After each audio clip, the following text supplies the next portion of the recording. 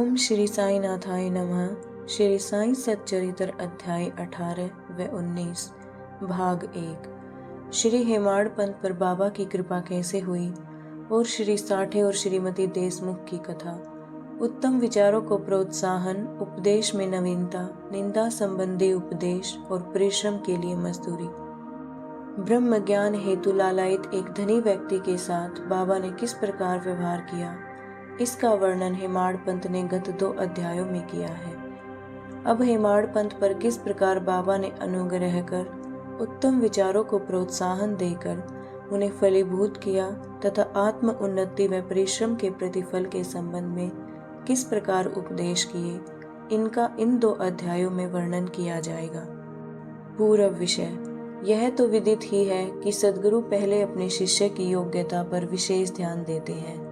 उनके चित्त को किंचित मात्र भी डावाडोल न कर वे उपयुक्त उपदेश देकर उन्हें आत्म अनुभूति की ओर प्रेरित करते हैं। इस संबंध में कुछ लोगों का विचार है कि जो शिक्षा या उपदेश सद्गुरु द्वारा प्राप्त हो उसे अन्य लोगों में प्रसारित न करना चाहिए। उनकी ऐसी भी धारणा है कि उसे प्रकट कर देने से उसका महत्व घट जाता है। यथार्थ में यह दृष्टिकोण संकुचित है। सद्गुरु तो वर्षा ऋतु के मेघ सदृश्य है जो सर्वत्र एक समान बरसते हैं, अर्थात वे अपने अमृत तुल्य उपदेशों को विस्तृत क्षेत्र में प्रसारित करते हैं। प्रथमतः उनके सारांश को ग्रहण कर आत्मसात कर ले और फिर संकीर्णता से रहित होकर अन्य लोगों में प्रचार करें। यह नियम जागृत और स्वपन दोनों अवस्थाओं में प्राप्त उपदेशों के लिए है। उदाहरणार्थ, बुद्ध कौशिक ऋषि ने स्वपन में प्राप्त प्रसिद्ध राम रक्षा स्तोत्र साधारण जनता के हितार्थ प्रकट कर दिया था। जिस प्रकार एक दयालु माता बालक के उपचारार्थ कड़वी औषधि का प्रयोग करती है, उसी प्रकार श्री साईं बाबा भी अपने भक्तों के कल्याणार्थ ही उपदेश दिया करते थे। वे अपनी पद्धति गुप्त न रखकर पूर्ण स्पष्टता को ही अधिक महत्व देते थे।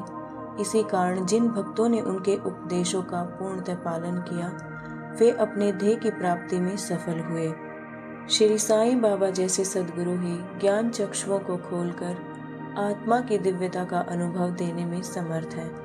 विषय वासनाओं से आसक्ति नष्ट कर वे भक्तों की इच्छाओं को पूर्ण कर देते हैं, जिसके फलस्वरूप ही ज्ञान और वैराग्य प्राप्त होकर ज्ञान की उत्तरोत्तर उन्नति होती रहती है। यह सब केवल उसी समय संभव है जब हमें सद्गुरु का सानिध्य प्राप्त हो तथा सेवा के पश्चात हम उनके प्रेम को प्राप्त कर सकें। तभी भगवान भी, जो भक्त काम कल्प तुरु है, हमारी सहायतार्थ आ जाते हैं। वे हमें कष्टों और दुखों से मुक्त कर सुखी बना देते हैं। यह सब प्रगति केवल सद्गुरु की कृपा से ही संभव है, जो कि स्वयं ईश्वर के प्रतीक है। इसीलिए हमें सद्गुरु की खोज में सदैव रहना चाहिए। अब हम मुख्य विषय की ओर आते हैं। श्री साठे एक महानुभाव जिनका नाम श्री साठे था, क्राफर्ड के शासनकाल में कई वर्ष तक उन्हें कुछ ख्याति प्राप्त हो चुकी थी। इस शासन का बंबई के गवर्नर लॉर्ड रे ने दमन कर दिया था। श्री साठे को व्यापार में अधिक हानि हुई और परिस्थितियां प्रतिकूल होने के कारण उन्हें बड़ा धक्का लगा। वे अत्यंत दुखित और निराश हो गए और अशांत होने के कारण उन्हें घर छोड़कर किसी एकांत में वास करने का विचार आने लगा। बहुधा मनुष्यों को ईश्वर की स्मृति आपत्ति काल तथा दुर्दिनों में ही आती है और उनका विश्वास भी ऐसे समय में ही ईश्वर में बढ़ जाता है। तभी वे कष्टों के निवारणार्थ उनसे प्रार्थना करने लगते हैं।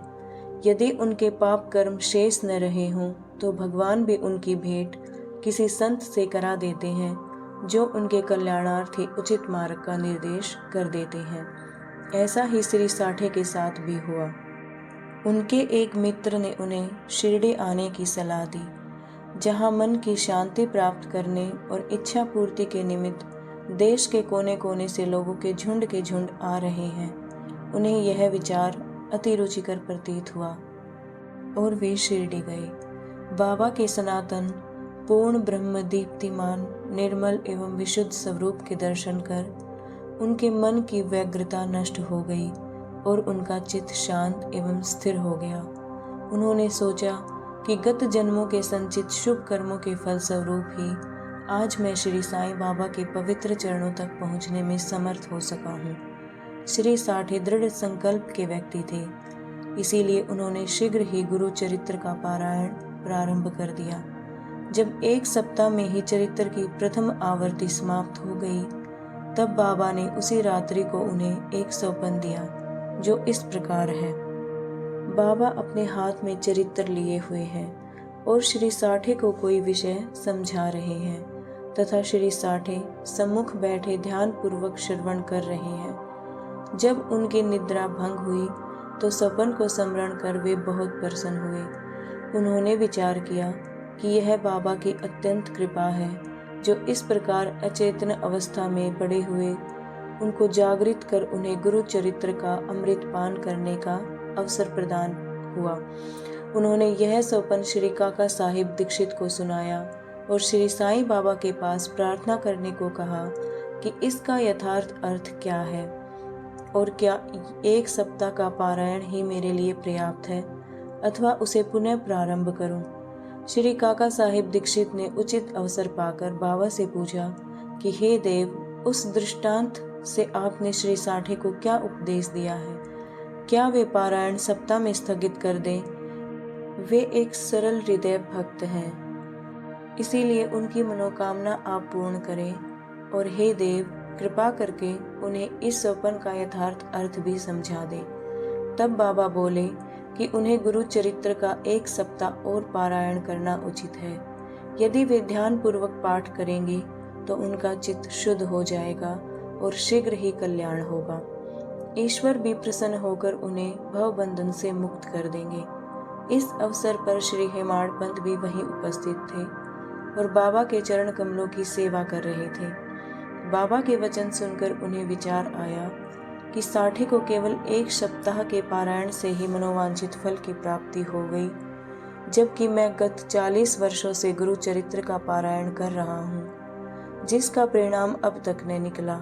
उनका केवल 7 दिनों का शिरडी निवास सफल हुआ और मेरा गत 7 वर्ष का सहवास क्या व्यर्थ हो गया। चातक पक्षी के समान मैं सदा उस कृपा घन की राह देखा करता हूँ, जो मेरे ऊपर अमृत वर्षण करे। वे कब मुझे अपने उपदेश देने की कृपा करेंगे? ऐसा विचार उनके मस्तिष्क में आया ही था कि बाबा को सब ज्ञात हो गया। ऐसा भक्तों ने सदैव ही अनुभव किया है कि उनके समस्त विचारों को जानकर बाबा तुरंत ही कुविचारों का दमन कर उत्तम विचारों को प्रोत्साहित करते थे। हेमाड़ पंत का ऐसा विचार जानकर बाबा ने तुरंत आज्ञा दी कि श्यामा के यहाँ जाओ और कुछ समय उनसे वार्तालाप कर 15 रुपये दक्षिणा ले आओ। बाबा को दया आ गई थी, इसी कारण उन्होंने ऐसी आज्ञा दी। उनकी अवज्ञा करने का साहस भी किसे था।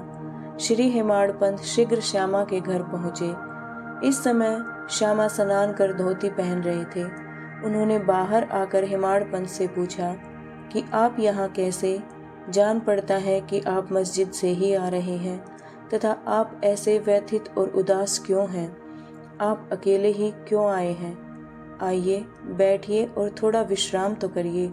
जब तक मैं पूजन आदि से भी निवृत्त हो जाऊं, तब तक आप कृपा करके पान आदि लें। इसके पश्चात ही हम और आप सुखपूर्वक वार्तालाप करेंगे। ऐसा कहकर वे भीतर चले गए। दालान में बैठे बैठे हेमाड़ पंत की दृष्टि अचानक खिड़की पर रखी नाथ भागवत पर पड़ी। नाथ भागवत श्री एकनाथ द्वारा महाभागवत के 11वें स्कंद पर मराठी भाषा में की हुई एक टीका है। श्री साईं बाबा की आज्ञा अनुसार श्री बापू साहिब जोग और श्री काका साहिब दीक्षित शिरडी में नित्य भगवत गीता का मराठी टीका सहित, जिसका नाम भावार्थ दीपिका या ज्ञानेश्वरी है, कृष्ण और भक्त अर्जुन संवाद, नाथ भागवत, श्री कृष्ण उद्धव संवाद और एक नाथ का महान ग्रंथ भावार्थ रामायण का पठन किया करते थे। जब भक्तगण बाबा से कोई प्रश्न पूछने आते तो वे कभी आंशिक उत्तर देते और कभी उनको उपयुक्त भागवत या प्रमुख ग्रंथों का श्रवण करने को कहते थे, जिन्हें सुनने पर भक्तों को अपने प्रश्नों का पूर्णतः संतोषप्रद उत्तर प्राप्त हो जाता था। श्री हेमाड़ पंत भी नित्य प्रतिनाथ भागवत का पठन किया करते थे। आज प्रातः मस्जिद को जाते समय कुछ भक्तों के सत्संग के कारण उन्होंने नित्य नियमानुसार पाठ अधूरा ही छोड़ दिया था। उन्होंने जैसे ही वह ग्रंथ उठाकर खोला तो अपने अपूर्ण भाग का पृष्ठ सामने देखकर उनको आश्चर्य हुआ। उन्होंने सोचा कि बाबा ने इसी कारण ही मुझे यहाँ भेजा है ताकि मैं अपना शेष पाठ पूरा कर लूँ, और उन्होंने शेष अंश का पाठ आरंभ कर दिया। पाठ पूर्ण होते ही श्यामा भी बाहर आई और उन दोनों में वार्तालाप होने लगी। हेमाड़ पंत ने कहा कि मैं बाबा का एक संदेश लेकर आपके पास आया हूँ। उन्होंने मुझे आपसे 15 रुपये दक्षिणा लाने तथा थोड़ी देर वार्तालाप कर आपको अपने साथ लेकर मस्जिद वापस आने की आज्ञा दी है। श्यामा आश्चर्य से बोले, मेरे पास तो एक फूटी कौड़ी भी नहीं है, इसीलिए आप रुपयों के बदले दक्षिणा में मेरे 15 नमस्कार ही ले जाओ। तब हेमाड़ पंत ने कहा, ठीक है, मुझे आपके 15 नमस्कार ही स्वीकार हैं। आइए अब हम कुछ वार्तालाप करें और कृपा कर बाबा की कुछ लीलाएं आप मुझे सुनाएं जिससे कि पाप नष्ट हो। श्यामा बोले, तो कुछ देर बैठो, इस ईश्वर की लीला अद्भुत है। कहाँ मैं एक अशिक्षित देहाती और कहाँ आप एक विद्वान। यहाँ आने के पश्चात तो आप बाबा की अनेक लीलाएं स्वयं देख ही चुके हैं, जिनका अब मैं आपके समक्ष कैसे वर्णन कर सकता हूँ। अच्छा, यह पान सुपारी तो खाओ, तब तक मैं कपड़े पहन लूँ। थोड़ी देर में श्यामा बाहर आए और फिर दोनों में इस प्रकार वार्तालाप होने लगी। श्यामा बोले, इस परमेश्वर की लीलाएं अगाध है, जिसका कोई पार नहीं पा सकता। वे तो लीलाओं से अलिप्त रहकर सदैव विनोद किया करते हैं, इसे हम अज्ञानी जीव क्या समझ सकें। बाबा स्वयं ही क्यों नहीं कहते, आप सरीखे विद्वान को मुझ जैसे मूर्ख के पास क्यों भेजा है। उनकी कार्य प्रणाली की कल्पना ही परे है।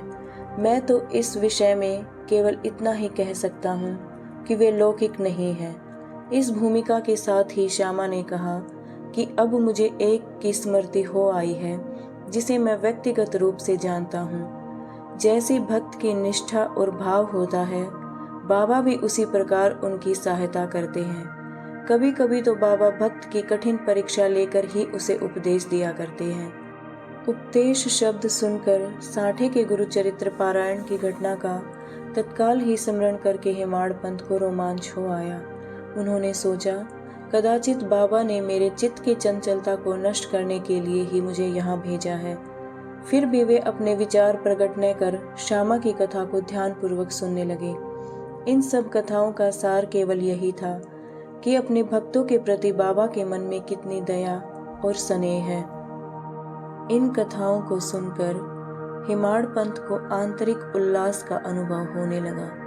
तब श्यामा ने नीचे लिखी कथा कही।